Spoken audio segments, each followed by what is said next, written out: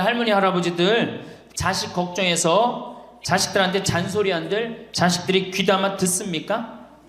챙겨나면 귀담아 들어야 안 들어요? 뭐 한다 그래? 노망 떤다 그러지. 우리 엄마 아는 것도 없고 무식한데 웬 챙겨를 이렇게 하느냐고 엄마나 잘하라고 그러고 구박하죠. 그러니까 지금 우리 할머니 할아버지들도 자식 걱정할 때가 아니야. 이제는 누구 걱정해? 내 남은 여생을 어떻게 의미 있고 행복하게 지낼 것이냐, 그거 하나. 나 자식한테 부담 안 주고 내 속 썩이는 거, 나 하나 속 안 썩이고 나 혼자 행복하게 사는 게 진짜 그 좋은 거예요. 자식들에게 사업자금이다, 결혼자금이다, 이렇게 다 해주는 것이 당연한 걸까요? 내 모든 걸 다 바쳐 자식에게 다 주었을 때 자식들이 우리 부모님들께 더 잘하던가요? 그저 사랑으로 밀어주고 끌어주면 되는 줄 알고 해온 것들 때문에 비참한 노후를 보낼 수 있습니다.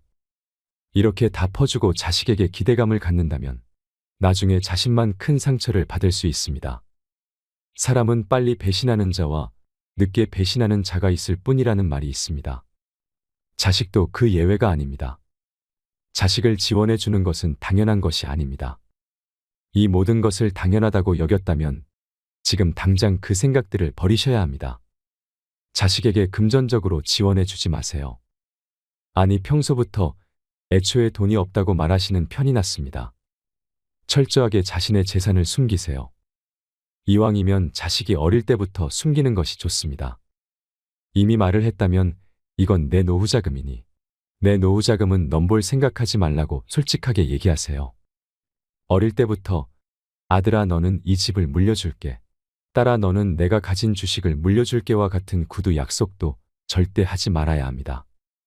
그러면 자식들은 그 말을 철석같이 믿고 열심히 살지 않다가 나중에 부모가 말을 바꾸기라도 한다면 부모를 원망하게 될 수도 있습니다. 재산을 알려주면 어쩔 수 없이 아무리 효자 효녀여도 그 돈을 의식하지 않을 수 없게 됩니다. 마치 그 돈이 이미 자기 거인 듯. 뭔가 돈이 필요한 일이 있을 때 부모가 지원을 안 해주면 부모에게 서운하게 되는 것입니다. 모르는 게 약이라는 말이 있듯이 차라리 모르게 해야 합니다. 부모는 이미 자식이 자신의 재산이 얼마인지 알고 있는 이상 자식이 무언가를 하겠다고 했을 때 금전적인 지원을 안 해주기가 힘든 상황이 생길 수 있습니다. 행여 자식이 서운해할까 또 돈을 지원해주고 이런 악순환에 빠지다 결국 자식에게 내 노후자금까지 갖다 바치는 상황에 놓이게 되는 것입니다. 이렇게 부모가 이것저것 해주다 보면 절대 한 번으로 안 끝나고 계속되게 됩니다. 또한 그렇게 어려서부터 받는 것에만 익숙해진 자녀들은 부모에게 계속 받으며 살려고 할 것입니다. 부모에게 손 벌리는 것이 가장 쉽고 편한 게 되어 버렸기 때문입니다. 황창현 신부님께서는 우리나라 부모들이 잘못하고 있다고 합니다. 자식을 잘못 키우고 있다고 합니다. 너무 맹목적인 사랑을 하면서 그게 교육인 줄 잘못 알고 있다고 하지요. 자식이 인생을 살아가면서 힘든 것도 배우고 즐거운 것도 배우고 보람도 느껴야 되는데 공부만 잘하면 돼, 공부만 잘하면 돼 하면서 잘하다 보니 자기만 알고 잘한 놈이 된다고 합니다. 이렇게 이기적으로 잘한 놈이 이타적으로 살 확률은 아주 적습니다. 황창현 신부님의 행복 특강을 통해 자식을 망치는 부모가 되지 않으려면 어떻게 해야 하는지, 혼자서도 행복하게 잘 살려면 어떻게 해야 하는지를 생각해보는 시간이 되시길 바랍니다. 영상이 마음에 드신다면 구독과 좋아요 부탁드리겠습니다.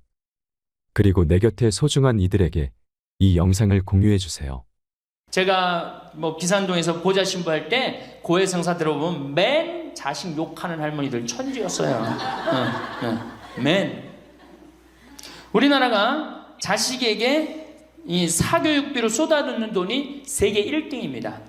OECD 국가, 경제개발협력기구 국가 중에 1등이에요. 1등. 올해도 자식한테만 사교육비가 얼마 들어가? 20조 원을 쏟아넣었어요. 공교육비 말고 학교 가는 학비, 책값 이런 거 말고 학원 보내고 과외시키는 것만 20조 원을 쏟아놓은 거예요. 정신 나간 거죠. 이렇게 있는 돈 없는 돈 쏟아서 자식한테 쏟아붓는데 늙은 부모 안 찾아가기로 세계에서 1등이 어디예요? OECD 국가 중에 우리나라가 1등이에요. 엄청나게 받았는데 그거 부모한테 되돌려줘요? 안 되돌려줘요? 되돌려주지 않아요.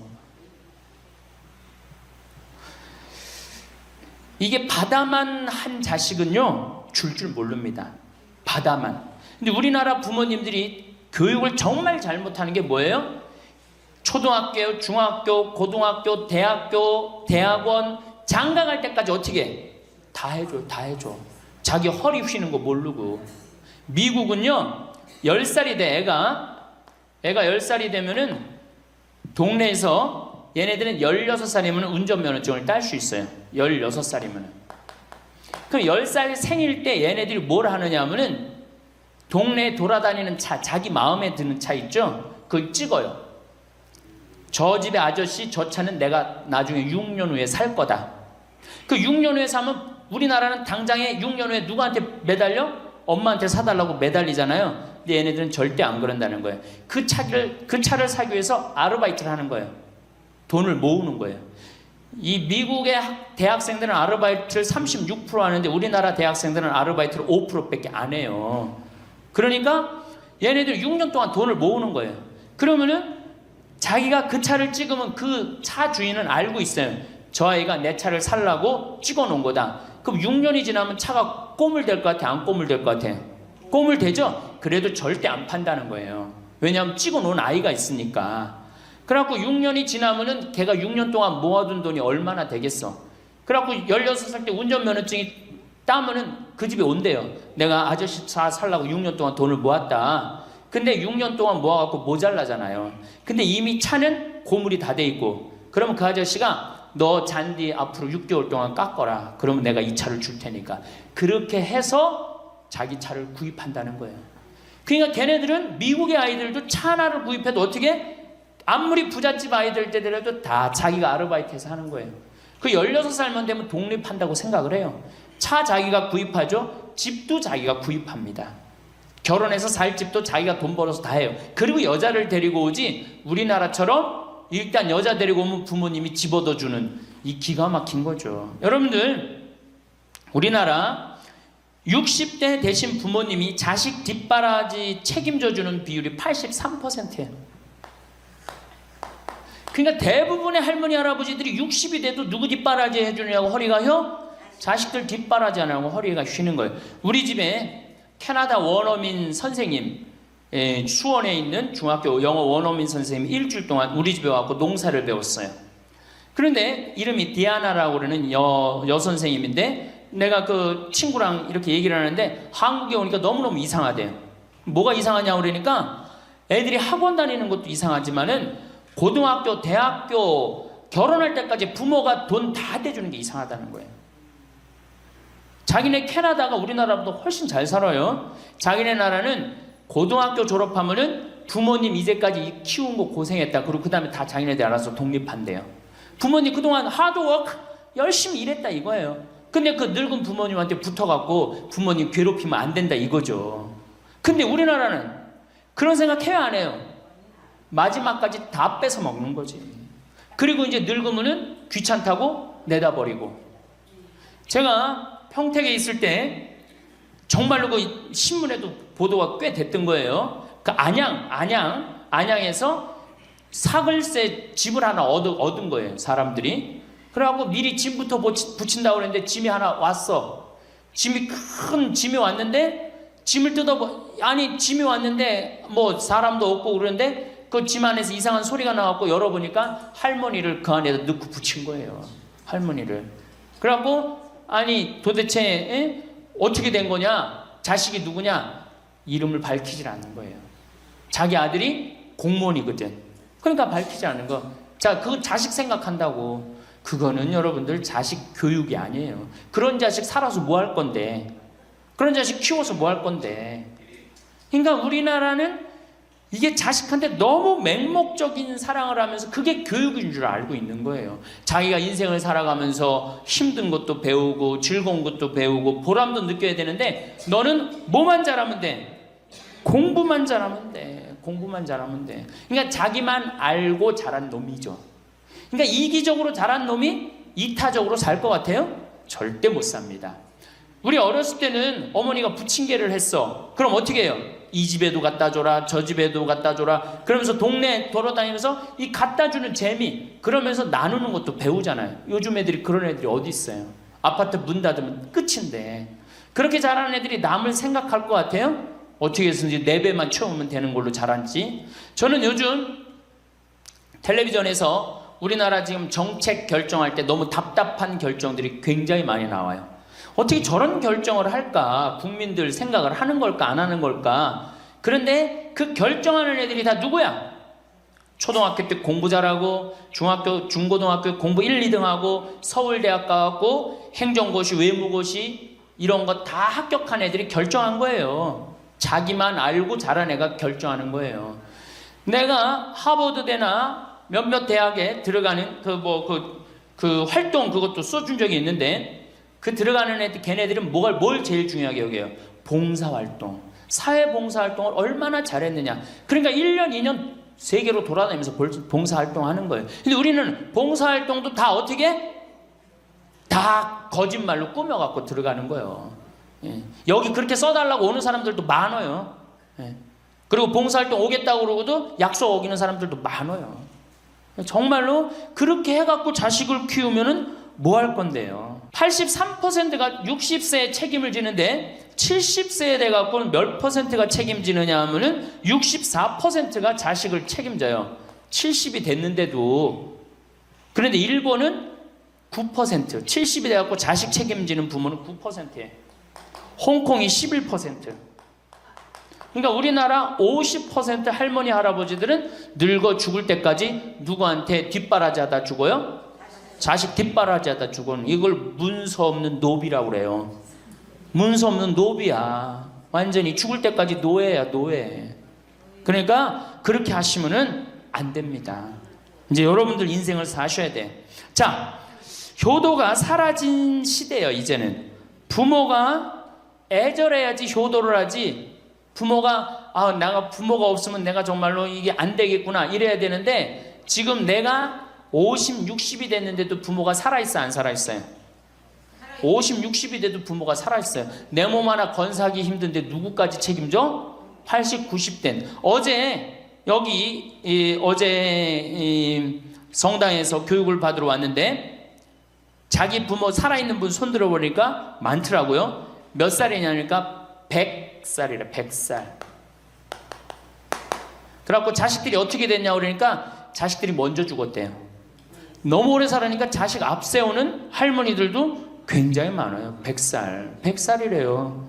요즘 90 넘는 거는 아주 쉬운 일이에요. 웬만해야지 효도할 거 아니야. 먼저 죽는데, 모시다가 먼저 죽는데.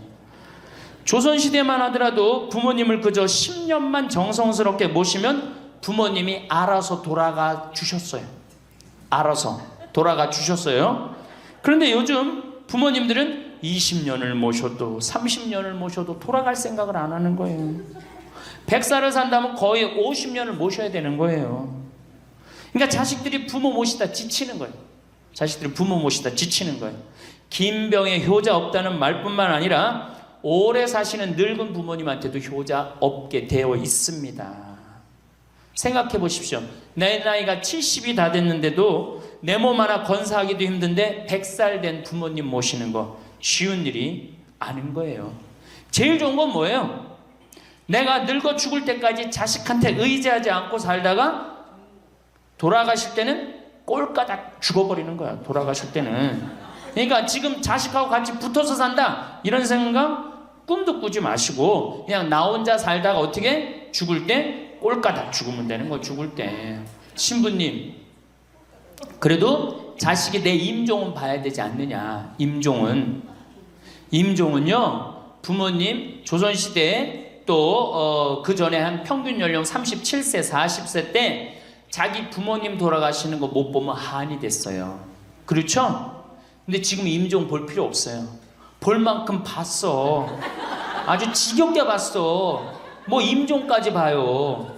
그냥 주무시다가 꼴까닥 돌아가시는 게 제일 좋으신 거예요.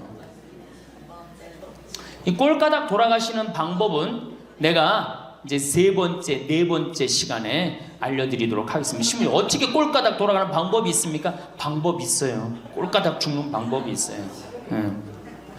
우리 옛날에 뭐라 그래? 요즘 뭐라 그래? 9988이라고 그러죠? 99세까지 팔팔하게 살아라. 이 방법이 있어요. 이건 제가 이제 말씀을 드릴 거예요. 환갑, 진갑 다 찾아 먹네. 그러면 진짜 오래 살았다는 얘기죠. 환갑은 몇 살 때 환갑 잔치를 해요? 60에 하죠. 그 다음에 진갑은 61. 진짜 오래 살았다고 그래서 진갑이야. 61만 살아도 진짜 오래 살아. 근데 요즘은 고희 70, 그렇죠? 그 다음에 희수 77, 미수 88, 백수 99. 이거 잔치하는 사람들 천치예요. 천치. 자식 하나 대학 졸업시키는데 드는 돈이 약 3억 정도 들어가요. 3억. 내 자식 둘을 졸업시켰다. 그럼 얼마가 들어가? 6억이 들어가. 6억. 셋을 졸업시켰다. 9억이 들어가. 9억. 그럼 늙어서 내가 정말로 풍요롭게 쓰는데 돈이 얼마 정도면 필요하냐면 5억에서 10억 정도예요. 그러니까 내가 자식 대학만 안 보내면 어떻게? 내가 풍요롭게 쓸 수 있는 거예요. 저 뒤에 계신 젊은 분들 대학 보낼 생각하지 마세요. 여러분, 우리나라가 고등학교 졸업해갖고 대학교 들어가는 게 83%가 고등학교 졸업하는 아이들이 대학 가요. 우리나라보다 훨씬 잘 사는 일본이 고등학교 졸업하고 대학 얼마 들어가? 50% 들어가요. 그 다음 유럽이 대학 졸업하고 30% 들어가요. 우리나라는 고등학교 졸업하면 아무나 진짜 공부하기 싫은 놈이나 꼴통이나 문제 일으키는 놈 아니면 다 대학 가는 거야. 다 대학 가요. 일본은 할 만한 놈만 가는 거예요. 일본은. 유럽은 진짜 똑똑한 놈만 가는 거예요. 그래서 독일은 대학 졸업하면 문패에다 대학 졸업했다는 표시를 써놔요. 그만큼 대학 졸업하는 게 힘든 거예요. 근데 우리는 아무나 대학 졸업 다 해요. 아무나. 그 좋은 대학 가면 몰라. 머리는 완전히 그냥 정말로 돌머리인데 그냥 무슨 지방 제3대학 4대학 나왔고 취직을 해요. 올해 여러분들 100명 졸업한 중에 취직 몇 명 했어? 3.8명 했어. 3.8명. 96명이 취직을 안 하고 놀고 있어요. 대학원 졸업했겠다. 손에 기름 묻히긴 싫겠다. 엄마 아버지 등 뜯어먹고 살고 있는 거예요. 아까 얘기했잖아. 83%가 60이 돼도 자식 책임진다고. 대학 졸업하고 취직을 해야지 자기 구실을 할 거 아니야. 차라리 대학 졸업하고 취직도 못할 양이라면 어떻게 하는 게 좋아요? 안 보내고 그 돈 모아갖고 애 가게 차려주는 게 훨씬 낫지. 아니면 그 돈 모아갖고 나 노후 대책 드는 게 훨씬 낫지. 우리나라의 대학을 때려 부시지 않으면 경쟁력이 없어요. 때려 부셔야 돼요. 유럽보다 대학이 10배가 많아요. 10배가. 유럽보다 대학이. 근데 그 대학이 경쟁력이 있느냐? 55개 국가 중에 경쟁력이 53개 3등이에요. 우리나라 대학이. 그러니까 다 미쳐있는 거야. 내가 보기에는 다 미쳐있는 거야. 그냥 제발 좀 정신 좀 차리세요. 저 뒤에 계신 분들. 앞으로 몇 년 남아있어요? 70년 남아있어요. 있는 돈 없는 돈 자식한테 쏟아낼 게 아니에요. 우리 할머니 할아버지들 자식 걱정해서 자식들한테 잔소리한들 자식들이 귀담아 듣습니까? 챙겨나면 귀담아 들어야 안 들어요? 뭐 한다고 그래? 노망 떤다고 그러지. 우리 엄마 아는 것도 없고 무식한데 웬 챙겨를 이렇게 하느냐고 엄마나 잘하라고 그러고 구박하죠. 그러니까 지금 우리 할머니 할아버지들도 자식 걱정할 때가 아니야. 이제는 누구 걱정해? 내 남은 여생을 어떻게 의미 있고 행복하게 지낼 것이냐. 그거 하나. 나 자식한테 부담 안 주고 내 속 썩이는 거, 나 속 안 썩이고 나 혼자 행복하게 사는 게 진짜 그 좋은 거예요. 제가 외국 여행 다녀보니까 선진국에서 돈 쓰는 사람들은 다 할머니 할아버지들이에요. 백화점에서 양장 사 입고 양복 사 입는 분들 다 누구야? 할머니 할아버지들이에요. 내가 뭐 프랑스 파리 쌍젤리제 거리, 그 다음에 이탈리아 나보나 광장 이런 데 다 다녀보잖아요. 밤에 누구만 돌아다녀요? 할머니 할아버지들만 돌아다녀요. 거기서 다 팔짱 끼고 나와서 와인 마시고 맥주 한 잔 마시고 그리고 들어가세요. 우리나라 명동 밤거리에 누구만 돌아다녀요? 젊은 애들만 돌아다니죠? 할머니는 그 시간에 뭐해? 뒷방에 쥐처럼 웅크리고 있는 거예요. 정말로. 그래갖고 명동에 나가면 할머니들, 할아버지도 구경할 수 없는데 탑골공원에 가보면 할머니들이 거기서 뭐하고? 비둘기하고 놀고 있잖아. 놀아주는 사람도 없으니까. 비둘기하고 놀아주고 있는 거예요. 제발 그러지 마시고 가지고 있는 거 쓰고 돌아가세요. 쓰고. 그리고 제발 다니세요. 그리고 우리 할머니들 지금 오늘 1박 2일 이렇게 나와주는 거 이거 며느리한테 굉장히 좋은 거예요. 나 며느리랑 산다 한번 손 들어봐. 며느리랑 사는. 며느리랑 사는 분은 가능한 한 집에서 자꾸 나가주는 게 좋은 거예요. 하루라도 집을 비워주는 게 며느리가 좋은. 생각해봐. 30년 40년 시어머니하고 같이 산다고 생각을 해봐요. 아침부터 저녁까지 그냥 얼굴 마주보고 산다고 생각해봐. 얼마나 힘들어. 귀 있을 때마다 뭐 해주는 게 좋아?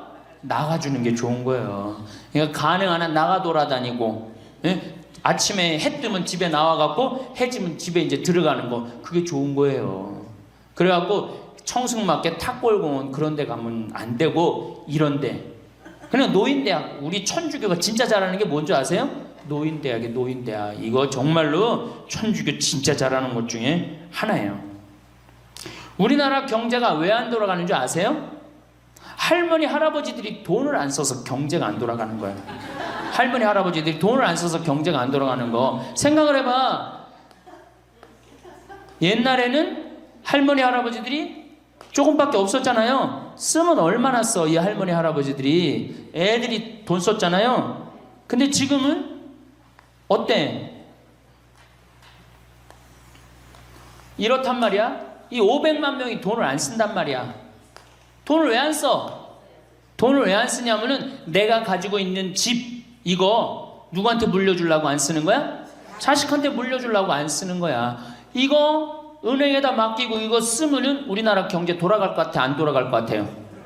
팍팍 돌아갑니다. 팍팍. 할머니들이 여행도 많이 다니고 옷도 많이 사고 맛있는 것도 많이 사고 사 먹고 그러면 경제 팍팍 돌아가. 아 근데 이 500만 명이 돈을 깔고 뒷방에 딱 그냥 눌러 앉아서 안 쓰네.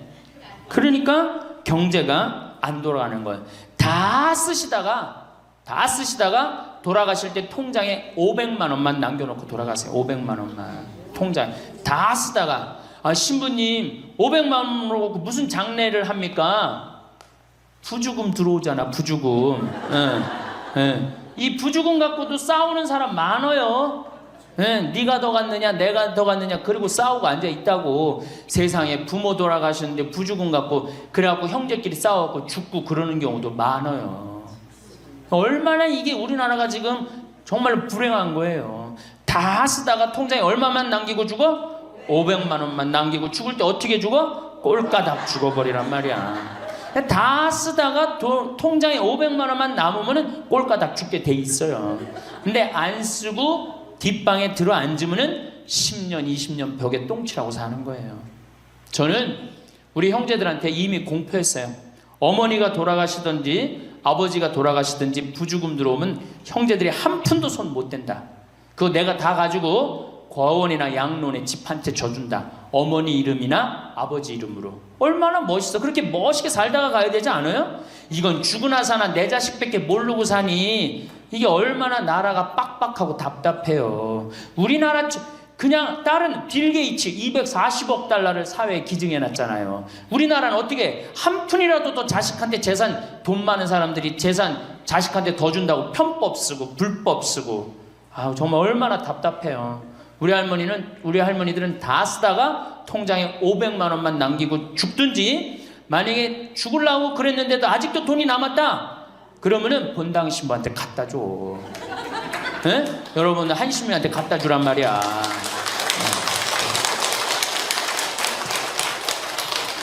박수 치는 거 보니까 갖다 줄 의사가 있나 본데? 에? 제발 자식한테 주는 게 절대 훌륭하게 사는 게 아니에요. 자식들은 지가 알아서 살고 나는 마지막에 이제 하느님한테 빌려 썼으니 하느님의 영광을 위해서 가난하고 어려운 이웃을 위해서 희사하고 가는 거예요. 그렇게 살아야지 우리나라가 복지국가가 되고 선진국가가 되는 거예요. 부자 부모가 돌아가면은 국가 재산의 반은, 본인의 재산의 반은 국가가 갖고 와 써보지도 못하고, 나머지 반은 네가 더 갖느냐 내가 더 갖느냐 형제끼리 싸워갖고 원수가 돼갖고 서로 만나지도 않아요. 예, 만나지도 않아요. 근데 가난한 집 부모가 돌아가면은 이제 우리 부모 돌아갔으니까 우리밖에 안 남았다, 서로 나눠 가질 것도 없으니까 싸우지도 않고 어떻게 우애가 더 좋아진단 말이에요. 그걸 누가 만들어? 여러분들이 결정하는 거예요. 지금 아까 물어보니까 뭐 4억 5억 아파트 한 채 뭐 4억 5억, 야, 그 돈 남겨놓으면 자식이 좋아할 것 같아요? 서로 원수됩니다. 원수돼요. 그러니까 다 쓰다 돌아가세요. 냉면 먹고 싶으면 큰아들이 사줄래나 둘째 아들이 사줄래나 막내딸이 사줄래나 여름 내내 기다렸는데 한 놈도 와서 안 사줘. 그 억울해 안 억울해? 아니, 냉면이 얼마나 한다고? 5,000원이면 사 먹잖아요. 그럼 내 돈 주고 내가 가서 사 먹으면 되는 거를 큰아들이 사줄래나 둘째 아들이 사줄래나 막내딸이 사줄래나 그걸 기다려. 그렇게 청승을 떨고 살아요. 내가 가서 내가 사 먹으면 되는 걸. 근데 평생 나를 위해서 써봤어 안 써봤어? 이젠 써보세요. 나를 위해서 쓰는 연습을 하세요. 그래야지 나라 경제가 돌아가는 거예요. 나무는 뿌리가 썩으면은, 나무는 튼튼하지 못해요. 열매는 맺을 수가 없어요. 근데 우리나라는 지금 뿌리 썩어요 안 썩어요? 노인이라는 뿌리, 부모라는 뿌리가 썩잖아요. 그러니까 나무가 튼튼하겠어요? 열매가 튼튼하겠어요? 이 열매들 내가 보기에는 요즘 중고등학교 젊은 애들 다 썩었다고 표현하면 좀 과할지 모르지만 내가 보기엔 96%는 대학까지 졸업하고도 놀고 앉아 있어요. 그러니까 제발 여러분들 그렇게 하지 마시고, 그렇게 할 양이라면 차라리 내가 남은 인생, 이제까지 자식 고생시켰고 자식 공부 안 하냐고 고생했죠. 그렇죠? 그 다음에 노동해내냐고 고생했지. 이제 65세 넘어서 인생이 휴가 기간 아니야. 휴가라면 휴가를 멋있게 쓰다가 죽어야 될 거 아니에요. 이제 우리 할머니 할아버지는 휴가 아니야 지금? 휴가죠? 휴가라 오늘 여기 1박 2일 동안 온 거 아니에요 여기 지금? 그렇죠? 근사하게 살다가, 멋있게 살다가 죽을 때는 통장에 500만 원 남겨놓고 죽을 때는 어떻게? 꼴까당. 감사합니다. 황창현 신부님의 강의가 어떠셨나요? 영상을 보신 분들 중에는 나는 이렇게까지 해줬는데 자식들은 왜 내가 해준 만큼 해주지 않지라고 생각하며 자식과의 관계가 파탄에 이른 부모님들도 있을 것입니다. 물론 이것을 자식 탓으로만 보기는 어렵습니다. 요즘 강남 아파트들 중에서 빚 없이 산 집이 없다고 합니다. 전세집을 구하러 다니다 보면 그렇다고 하는데요. 그 이유가 예전에 무리한 대출로 집을 산 사람들이 있어서이기도 하지만 돈 많은 할아버지 할머니들이 집을 두어 채 사두시고 자식들에게 하나씩 물려주려다 생긴 일이라고 합니다. 하지만 이렇게 할 경우 세금이 문제가 되기에 작년쯤 하나 두 개 정도는 증여를 많이 하셨다고 합니다. 그렇게 자식들 이름으로 넘겨주니 자식들이 다니던 회사를 관두고 다른 사업한다고 증여받은 집을 대상으로 담보대출을 받았답니다. 이외에도 아버지 공무원 연금으로 빚잔치한 아들 이야기가 있습니다. 이 아들은 그 귀하디 귀한 아버지 연금을 빌리기 전에 자기가 나중에 돈을 벌어 부모를 다 모시겠다고 말했답니다. 결과는 어땠을까요? 당연히 아들은 그 약속을 지키지 않았습니다. 사람 욕심이란 게 참으로 무섭습니다. 이런 경우 말고도 내 노후 자금을 탈탈 털어 2억을 현금으로 주면서 결혼시킨 집도 있고 여러 가지 안 좋은 케이스들이 많습니다. 부모야 자식을 생각하는 마음에, 그리고 자식이 좀 더 쉽고 편하게 살라는 마음으로 그러시겠지만 그런 좋은 마음이 오히려 자식에게는 독이 될 수도 있습니다. 그러다가 부모 자식 간에 싸움이 나기도 한답니다.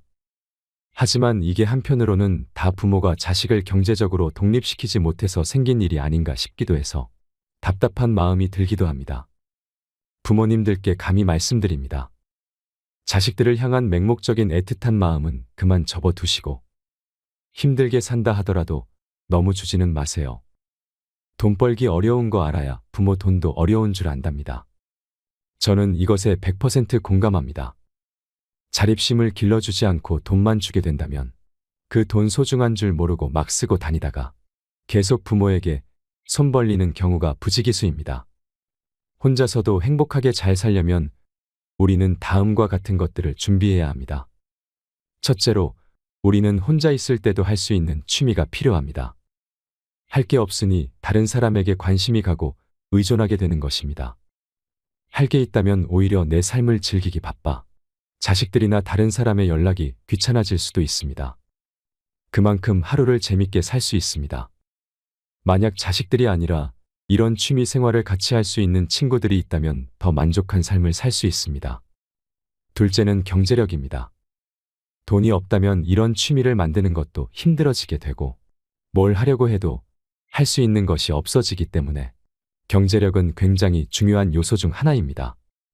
이러한 이유 때문에 더더욱 내 재산을 다 퍼주며 자식에게 지원을 해주지 않는 것이 현명합니다. 사실 나이가 들수록 돈을 벌기가 힘들어질 수도 있습니다. 그렇기 때문에 한 살이라도 젊을 때 모은 돈들을 자식에게 주지 말고 잘 아껴가며 생활하는 것도 중요합니다. 세 번째는 건강입니다. 건강하지 않다면 사는 것이 서러워집니다.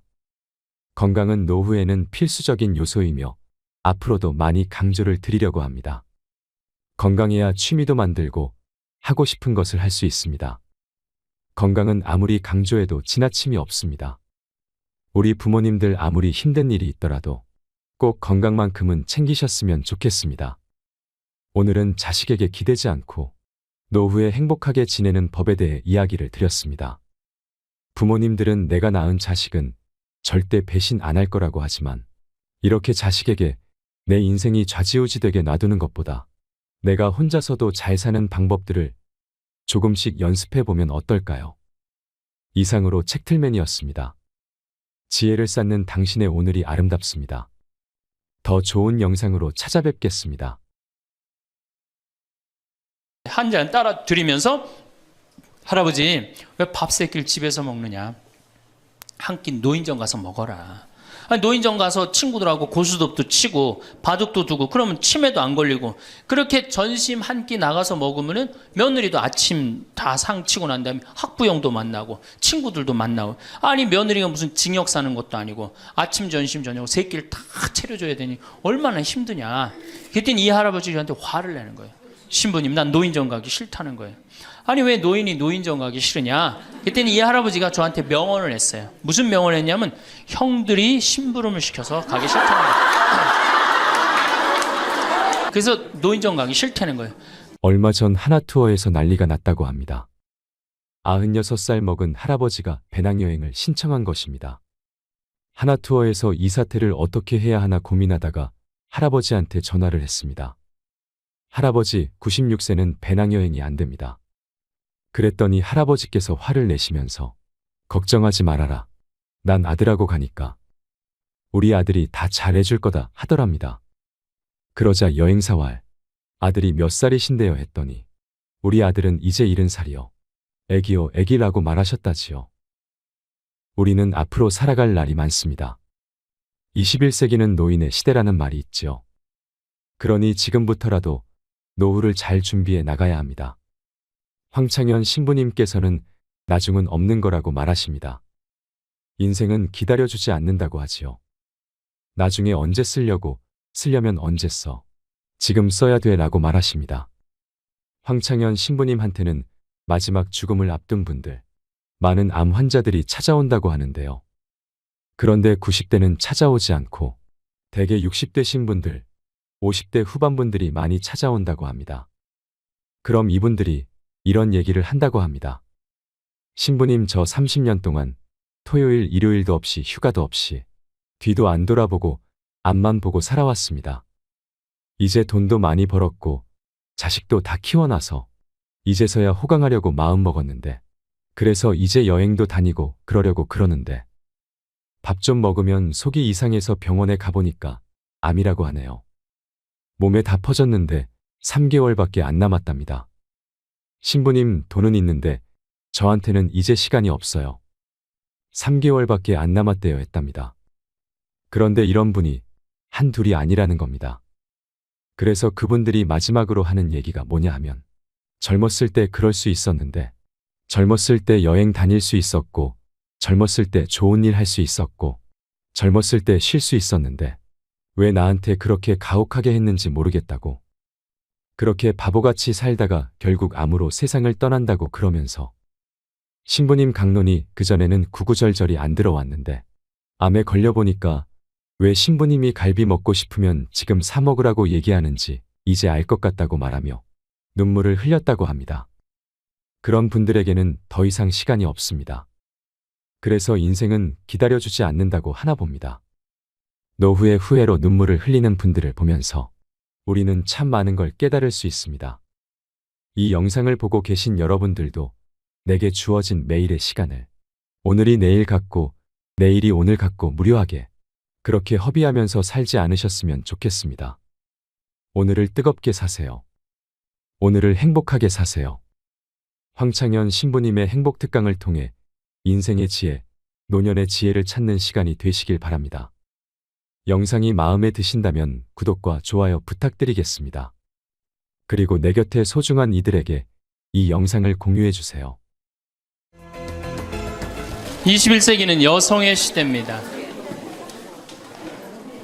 여성이 깨어나야 정말로 우리 사회가 건강해지고 우리 나라도 건강해지고 가정도 건강해지고 교회도 건강해집니다. 근데 여성들이 깨닫지 못하는 게 있어요. 지금 내 자식을 잘 키우면 늙어서 호강할 거라는 무의식 속에 착각이 있습니다. 또 하나는 내가 이루지 못한 꿈을 자식이 이룰 수 있을 거다, 이루어 줄 거라는 착각을 해요. 그런데 자식이 10살까지만 자식이라고 그래요. 10살 넘어서부터는 뭐예요? 자기 의견이 있고 자기 생각이 있고 자기 주장이 있으면서 떠나가기 시작하죠. 떠나가고 계속 떠나가는 거예요. 끝까지. 나이를 먹으면 먹을수록 가까워지는 게 아니라 어떻게 돼요? 나이를 먹으면 먹을수록 점점 멀어지는 게 자식입니다. 그러니까 21세기에 노인의 시대가 이제 도래를 했습니다. 불란서는 120년 만에 고령화 사회로 진입을 합니다. 근데 우리나라는 26년 만에 진입을 해버려요. 무슨 얘기냐? 지금 50, 60, 70대 되신 분들 이제 안 죽고 그대로 가는 거예요. 네. 그냥 불란서는 120년 동안 고령화 사회가 되면서 조금 죽었다가 보충되고 죽었다 보충되면서 조금씩 늘어났는데 우리는 그대로 이제 안 죽으면서 그대로 다 같이 가는 거예요. 이게 큰일이죠. 그럼 왜 안 죽느냐? 칫솔하고 페니실린 때문에 안 죽는다고 그래요. 칫솔. 이 칫솔이 나오기 전에는 이들이 다 상하니까 먹지 못하니까 빨리 죽잖아요. 근데 지금은 칫솔이 있어갖고 보통 60, 65살까지 가고 그 다음엔 또 이제 해 느니까. 그러니까 안 죽는 거예요. 영양 잘 공급되겠다. 페니실린이 있어갖고 뭐 병 들면 금방 고치겠다. 안 죽는 거예요. 얼마나 안 죽느냐? 지금부터 제가 하는 얘기를 잘 들으시기 바랍니다. 제가 경기도 광주 능평성당에 본당 신부로 있을 때 87살 먹은 루시아 할머니가 있었어요. 근데 이 할머니가 6.25 때 남으로 넘어왔어요. 근데 6.25 때 남편이 세상을 떠났어요. 그리고 아들 둘을 서울대 고대 상경대학을 졸업을 시켰어요. 혼자서 이렇게 아들들을 둘 다 은행장을 하고 있고 얼마나 할머니가 출세를 했어요. 그런데 이 할머니하고 아들 출세한 건 전혀 상관없어요. 이 할머니가 77부터 방에 들어누웠어요. 그러니까 10년 동안 방에 들어놓으면 무슨 생각밖에 안 들어요. 외롭고 정말로 아침부터 밤중까지 가만히 들어놓여 있는데 무슨 삶의 낙이 있겠어요. 살 만큼 살았는데. 그러면 내가 이제 할머니 손을 꼭 붙잡고 뭐라고 그러냐면 할머니 걱정하지 마세요. 내가 성당 가서 어떻게 좀 해볼 테니까 걱정하지 마세요. 제가 그렇게 이제 할머니하고 공동체를 한 6개월 동안 했는데 6개월 만에 아들이 밤에 전화가 왔어요. 신부님 우리 어머니 돌아가실 것 같다는 거예요. 왜 그러냐 그러니까 화장실에서 넘어져갖고 갈비뼈 2대가 부러진 거예요. 근데 이 할머니가 87인데 몸이 말랐어요. 갈비뼈 2대 부러지면은 그 나이에 똑 부러졌다고 그러는데 거의 즉사예요. 80 넘어갖고 뼈 부러지면 뼈가 안 붙어서 죽는 경우가 되게 많거든요. 그래서 내가 이제 병자 가방을 들고 쫓아갔어요, 할머니한테. 그랬더니 할머니가 막 숨을 몰아쉬더라고요. 그래도 제가 보좌 신부를 16,000명, 13,000명 이런 데 보좌 신부도 하고 본당 신부도 한 4,000명, 5,000명 해갖고 또 병자 성사를 많이 해갖고 딱 보면 알아요. 3개월 갈 거다, 한 달 갈 거다. 그래서 내가 아들한테 그래요. 한 3개월 갈 것 같으니까 3개월 정도 준비하라. 그럼 3개월에 어김없이 딱 가는 거예요. 근데 그 할머니를 딱 보는데 그날을 못 넘기겠더라고요. 그래서 이제 할머니 손을 붙잡고 할머니 나하고 오늘 못 넘길 것 같으니까 나하고 총고해성사 하자. 할머니 하느님이 열심히 믿었고 좀 아들들 훌륭하게 잘 키웠고 매일 그렇게 묵주기도 했으니까 내 생각에는 할머니 직천당이다. 오늘 돌아가시면 바로 오늘 하늘나라 올라가시는데 가면은 요셉 성인도 보고 베드로 성인도 보고 싶은 남편도 보고 성모님도 보고 예수님도 보고 내 안부도 전해줘라. 바로 가니까. 네. 할머니는 내 손을 꼭 붙잡고 뭐라 그러냐, 신부님 그동안 너무 고마웠다는 거예요. 올 때마다 사탕도 갖고 오고 선물도 갖고 오고 내 얘기도 들어주고 그래도 외롭지 않게 신부님 왔을 땐 행복했다는 거예요. 그래서 이제 내가 할머니 손을 잡고 할머니 장례미사 내가 잘 해줄 테니까 강론도 잘하고 걱정하지 말아라. 하여튼 직천당 가서 이제 안부도 전해주고 내 강론 잘 해줄 테니까 걱정하지 말고 잘 가셔라. 할머니는 그동안 너무너무 고마웠다. 그러면서 이제 서로 손을 꼭 잡고 죽기로 이제 합의를 이제 봤어요. 이제.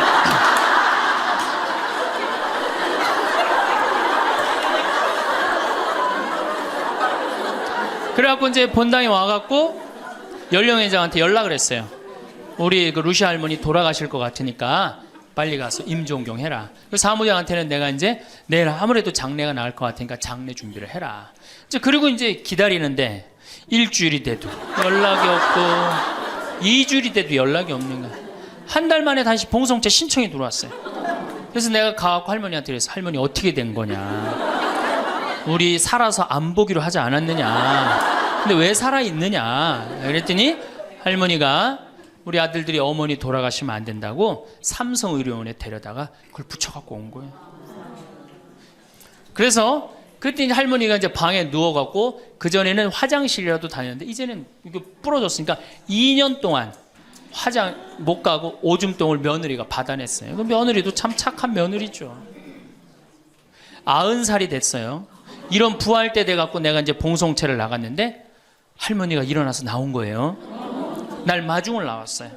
그리고 하시는 말씀이 신부님 이제 좀 일어나 다닐만 하다는 거예요. 이게 지금 가두션찬을 판국인데 일어나 다닐만 하다. 92살이 됐는데 이 할머니가 내가 성당을 줬는데 성당 어떻게 줬는지 구경하고 싶다고 이게 이불을 뒤집어 쓰고 성탄 전야미사에 나왔어요. 이제는 안 죽어요. 여러분들 정말로 내가 보통 이게 30년을 한 세대로 봅니다. 그렇죠? 그 60까지 결혼 30에서 60까지 정말 오래 사는 거예요. 근데 요즘은 이제 90까지 한 남자하고 60년을 살아요. 살만해요? 한 남자하고 한 여자하고 한 남자하고 부부로 만나서 딱 30년 사는 게 가장 맞대요. 그래서 그걸 30년을 한 세대로 보는 거예요. 근데 이게 더블로 사네. 한 남자랑. 저는 생각 잘했죠. 장가 안 가고 혼자 사는 게 정말 좋은 거예요. 또 내가 그 능평성당에 있으면서 겪었던 일인데 이 할아버지가 73살이야. 요셉 할아버지가 73살인데 며느리가 나보다 1살 어려요. 마침 우리 고향 사람이야. 그래서 아주 참 내가 이뻐했죠, 마음으로. 근데 이 며느리가 애를 4을 낳았어요. 그게 참 착해요. 누가 봐도. 그래서 다 효녀라고 그랬어요. 효부라고 그러고. 이렇게 보면은 정말로 성당도 열심히 나오고 시어머니 시아버지도 잘 모시고. 근데 나한테 와서 이제 개인적으로 신세 한탄을 할 때는 그러는 거예요. 신부님 시집살이 하기 너무 힘들다는 거예요. 우리 시어머니 시아버지는 아침 점심 저녁으로 따뜻한 밥만 원한다는 거예요. 8명을 아침 점심 저녁 밥 세끼를 한다고 생각해 보세요. 힘들겠어요? 안 힘들겠어요? 여러분들 힘들겠죠? 네. 그래서 내가 이제 그 마음으로 이제 새기고 할머니 할아버지들을 모시고 온천을 간 적이 있어요. 다 온천을 간 이제 끝나고 난 다음에 이제 우리 할아버지가 이제 73살 먹은 요셉 할아버지가 막걸리를 근사하게 드시더라고. 그래서 내가 할아버지한테 그랬어요. 한 잔 따라 드리면서 할아버지 왜 밥 새끼를 집에서 먹느냐? 한 끼 노인정 가서 먹어라. 아니, 노인정 가서 친구들하고 고스톱도 치고 바둑도 두고 그러면 치매도 안 걸리고 그렇게 전심 한 끼 나가서 먹으면은 며느리도 아침 다 상 치고 난 다음에 학부형도 만나고 친구들도 만나고 아니 며느리가 무슨 징역 사는 것도 아니고 아침 전심 저녁 세 끼를 다 차려줘야 되니 얼마나 힘드냐. 그랬더니 이 할아버지한테 화를 내는 거예요. 신부님 난 노인정 가기 싫다는 거예요. 아니 왜 노인이 노인정 가기 싫으냐. 그랬더니 이 할아버지가 저한테 명언을 했어요. 무슨 명언을 했냐면 형들이 심부름을 시켜서 가기 싫다는 거예요.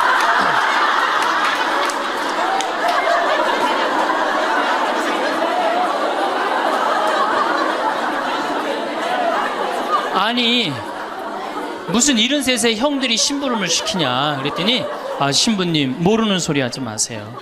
자기가 딱 나타나면은 술 받아와라 라면 끓여라 그런다는 거예요. 그래서 노인정 가기 싫다는 거예요. 제가 그때 너무 충격을 받아갖고 벌써 5년 전 얘기예요. 수원에 있는 아버지한테 가서 물어봤어요. 아버지 노인정 가세요. 그때 아버님이 73이셨어요. 아버님 노인정 가세요 안 가세요? 그랬더니 안 간다고 화를 내시더라고요. 아니 왜 노인정 집에는 우리 어머니 아버지만 살고 자식들은 한 1km 반경에 떨어져서 살거든요. 왜 안 가시냐고 그랬더니 우리 아버님 하시는 말씀이 형들이 청소시켜서 가기 싫다.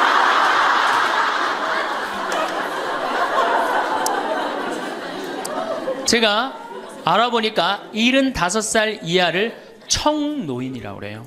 청년 노인이라는 거예요. 청년 노인. 이제 안 죽어요. 제가 여기 3년 전에 수원 고등동 성당에 95살 먹은 할머니가 오셔갖고 래프팅 하고 가셨어요. 배 타는 거 있죠? 그래서 내가 그때 그랬어. 할머니 참 죽기 전에 이렇게 래프팅도 하고 하니까 너무 좋다고 그랬더니 그 할머니가 나도 원이 없다고 이렇게 이 나이에 래프팅 배 타고 강에 래프팅을 했다고. 작년에 97인데 또 와서 또 하고 갔어요. 그러니까 여러분들 100살 산다는 거 지금 막연한 얘기가 아니에요. 여러분들 100살 산다는 게 확실하게 여러분들은 앞으로 남은 인생이 50년 남아있어요. 이렇게 오래 살 줄 모르고 지금부터 이제 중요한 얘기예요. 지금부터 잘 들어요. 지금부터 이렇게 오래 살 줄 모르고 있는 돈 없는 돈 자식한테 다 물려줬어. 얼마를 물려주느냐. 이게 이제 큰일이에요. 자식 대학 하나 졸업시키는데 2억 5천 들어갑니다. 둘 졸업시키면 5억이에요. 부부가 은퇴해서 죽을 때까지 우리가 지금 필요한 현금이 5억이에요. 자식 둘 대학만 안 보내면 뭐예요? 딱 노후대책연금 딱 확보하는 거예요. 그런데 우리가 지금 자식들 정말로 보낼 애들을 대학에 보내느냐. 지금 여러분들 20대 실업자가 100만 명이 넘어요. 걔네들 다 대학 나온 애들이에요. 독일은요. 얘가 똑똑하고 안 똑똑하고 중학교 때 갈라버려요. 그래서 대학 나오는 사람 별로 없어요. 그리고 중학교 때 머리 나쁜 놈은 어떻게 해? 아니 기술 배워갖고 기술을 배워갖고 월급 별 차이 없어요. 근데 우리는 돌머리든 돌머리가 아니든 다 대학을 가잖아요. 그러니 이름으로 대학은 나왔고 기름칠하는 일을 하기 싫고 그 취직을 안 하는 거죠. 이걸 한량이라고 그럽니다. 한량. 그러니까 공장에는 일할 사람이 없고 실업자는 흘러넘치고 그래서 공장에 일할 사람을 채우기 위해서 캄보디아, 베트남에서 사람들이 오고 이게 우리나라가 망조로 가는 길 아닙니까? 여러분들 대학 공부할 애들이 사실은 몇 명이나 돼요. 그러니까 내가 깡통이야. 깡통인지 안 깡통인지 여기 지금 젊은 엄마들 꽤 왔는데 딱 보면 알아요 몰라요? 알죠? 내가 정말로 1등을 하는 애인지 꼴등을 하는 애인지 금방 드러나잖아요. 여러분들이 포기를 못해서 그렇지. 이 깡통한테 있는 돈 없는 돈 다 쏟아붓어. 그래갖고 이 깡통이 천재가 되면 모르는데 겨우 원사만 넣으면 되는 대학을 나왔단 말이야. 그래갖고 취직을 못해. 그래갖고 놀고 있어. 근데 중요한 건 내 주머니가 이 깡통한테 쏟아 넣느냐고 내 주머니가 뭐가 됐어? 깡통이 돼 있어. 이 집 뭐 하는 집안이에요? 깡통 차는 집안 되는 거예요. 생각 잘 하셔야 됩니다. 태양은 두 번 아름다워요. 뜰 때 아름답고 질 때 아름다워요. 근데 태양은 제가 뜨는 태양을 아주 구름 한 점 없는 뜨는 태양을 보면 뜰 때는 후딱 떠버려요. 이상하게. 근데 질 때 보면은 참 하염 없이 져요. 우리 인생하고 똑같아요.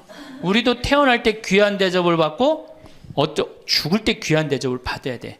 근데 태어날 때는 후딱 뜨는데 이게 죽을 땐 60부터 죽지도 않으면서 참 하염없이 진단 말이에요. 그러니 여러분들 이렇게 돈도 안 모아놓고 죽지도 않고 이 문제 심각하지 않아요? 황창현 신부님의 행복 특강이 어떠셨나요? 유튜브로 황창현 신부님의 강연을 한 번이라도 접하신 경험이 있으신 분들은 황창현 신부님의 매력에 빠져나오지 못하실 텐데요.